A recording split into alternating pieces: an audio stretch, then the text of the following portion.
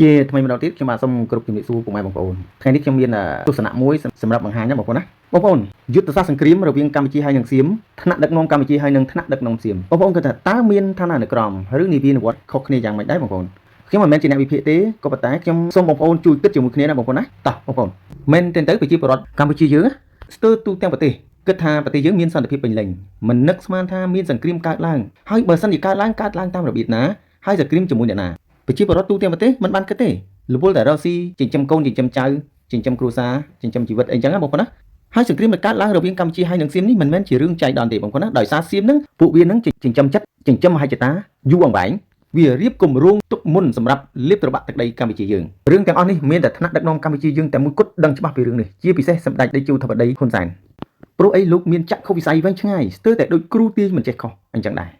សម្រាប់ពួកសៀមវិញវាពាក់វ៉ែនតាខ្មៅមើលឃើញសមត្ថភាពរបស់ខ្មែរយើង35ឆ្នាំមុនឯណោះ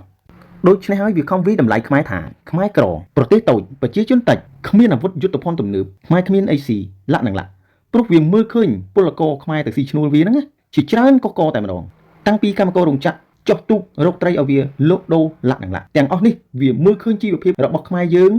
កាលពី35ឆ្នាំមុន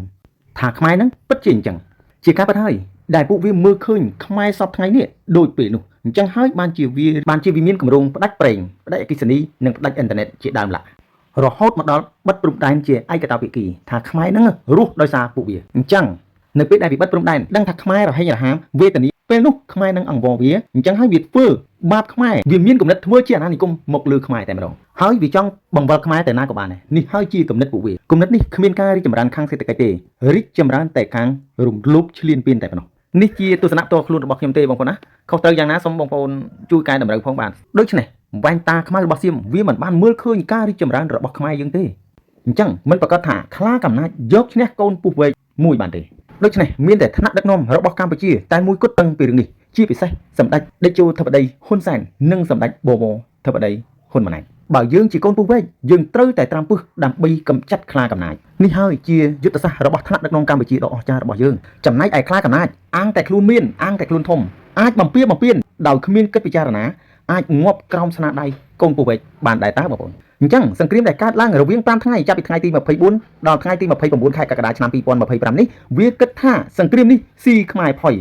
ដោយមានអ្នកខ្លះនិយាយថា5ម៉ោងវាយដល់ទីក្រុងភ្នំពេញខ្លះថា5ថ្ងៃវាយកំទេចខ្មែរសល់តែផេះដូច្នេះសម្ដីខ្លាកំណាចអត់ចង្គមភាពក្អេងក្អាងរបស់ពួកវានិងមោទកភាពរបស់ពួកវាពិតជាខុសធ្ងន់ណាស់ខុសទាំងនយោបាយក្នុងប្រទេសខុសទាំងផ្លូវច្បាប់ខុសទាំងផ្លូវលោកធម៌និងខុសទាំងផ្លូវច្បាប់ធម្មជាតិ